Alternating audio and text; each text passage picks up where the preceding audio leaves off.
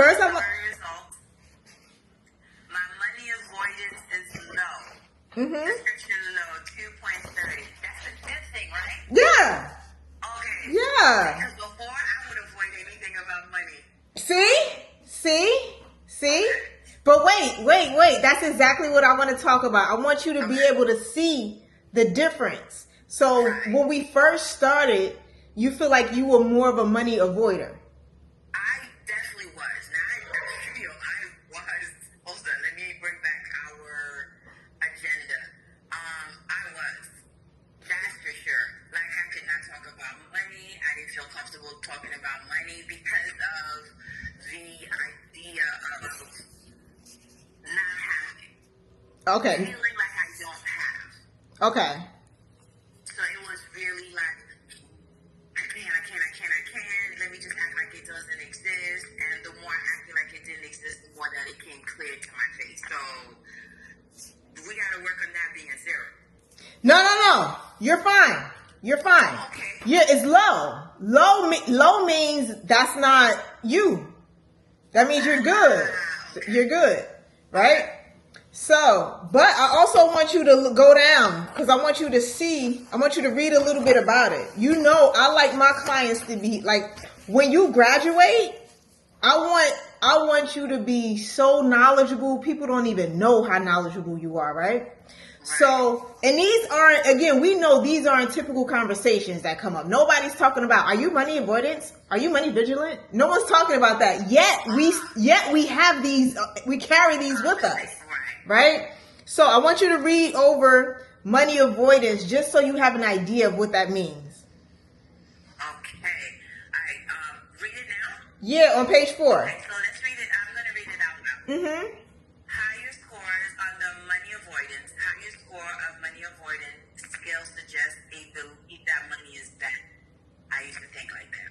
Ooh. Money avoiders may also believe that they do not deserve money or feel guilty about the money they have. Nah, I never felt like that.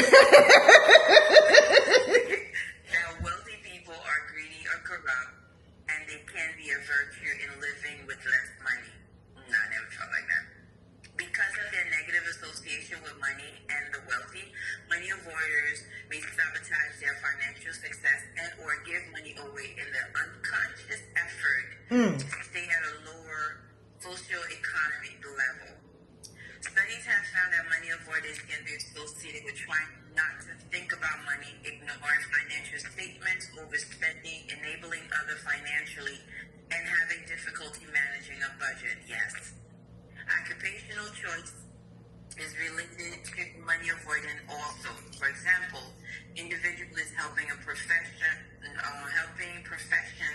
such as mental health provider tend to score higher than those in other professions such as businesses or financial advising.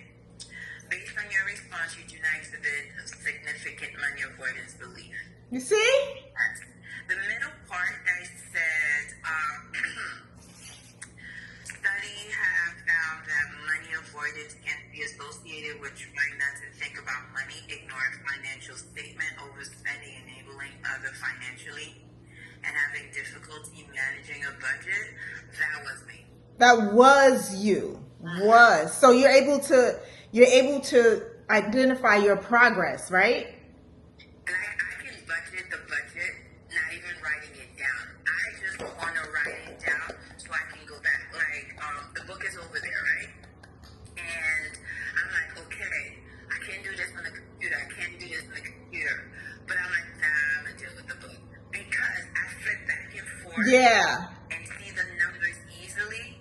But I can do the budget, not even writing it down anymore. It has become like a secondhand thing. And if there is spending, I'm very conscious of the spending. And if I no longer feel any kind of way about making financial adjustments when necessary. Yeah. I'm not afraid anymore. It's like, instead of taking a week, it may take 3 weeks. I'm okay with that. Yeah. That was the problem. Okay. And I definitely did the overspending. I used to lend a friend money all the time.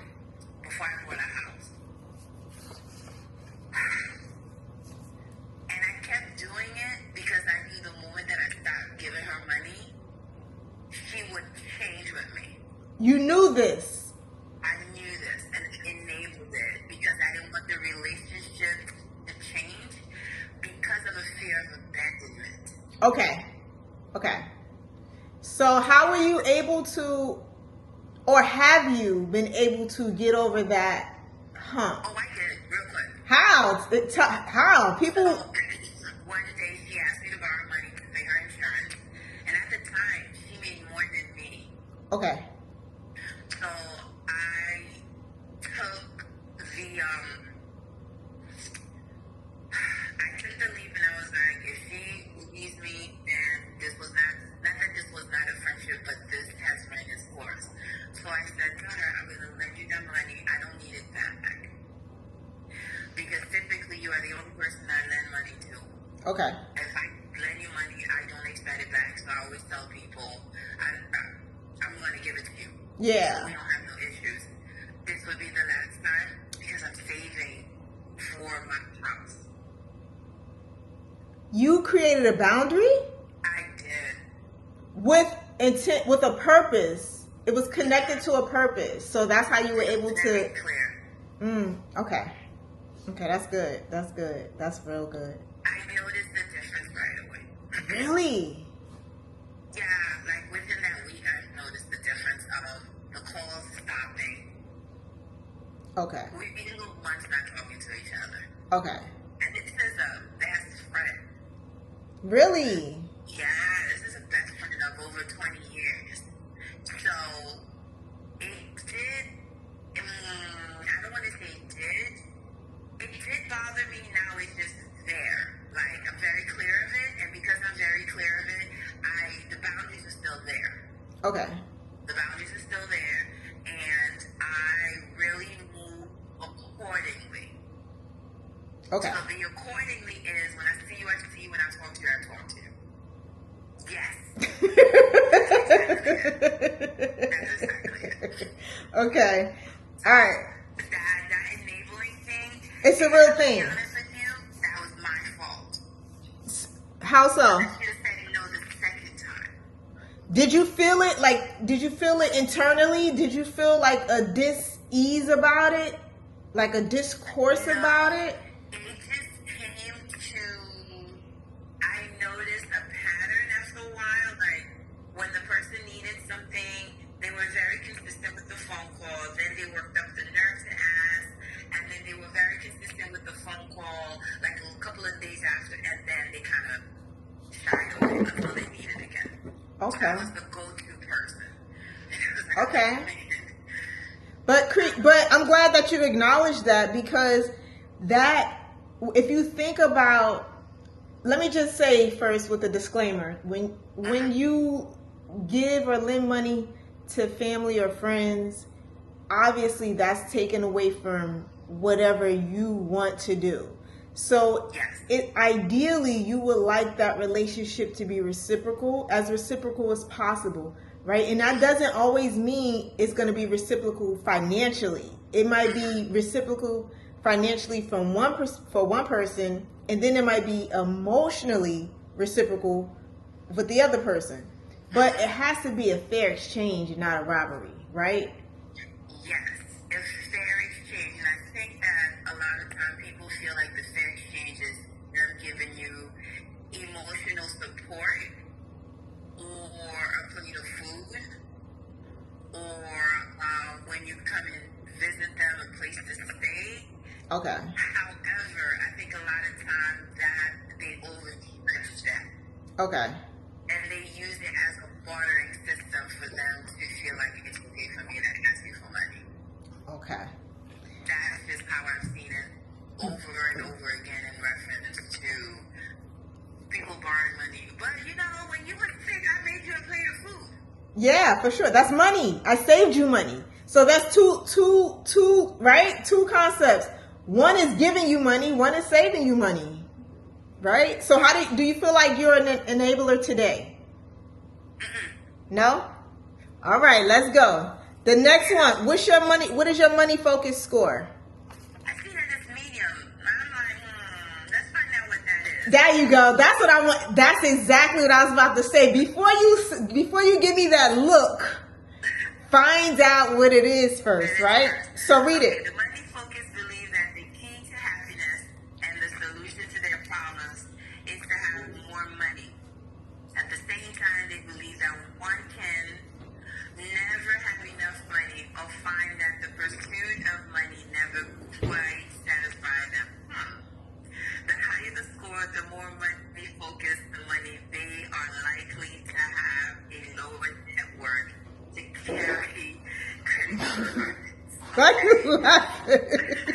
Why? Money focused are prone to buying things to achieve happiness. They are also more likely to pull work ahead of family and to give below money to others if they cannot afford to do so. Okay. How do you feel? Let's dissect it. How do you I feel? feel better. You feel better? In the sense of, now I understand what the money focus is, because I was putting, and I think I still do I still do, which is why it's not a medium. I do feel in terms that money brings you happiness by getting rid of your problems, but more money, more problems. No. Can we change? Can we consider changing that? Can we consider, instead of us saying more money, more problems, can we say more money, more solutions? Okay, more money, more solutions. Yes, we can say that. More money, more solutions. Yeah, because people be cursing themselves all the time. Like, no. More money, we have more money to solve more problems. If you're going to say more money, more problems, you can say more money to solve more problems. Okay. Right? Right. Okay, so Okay. And the part that says one can never have any money. So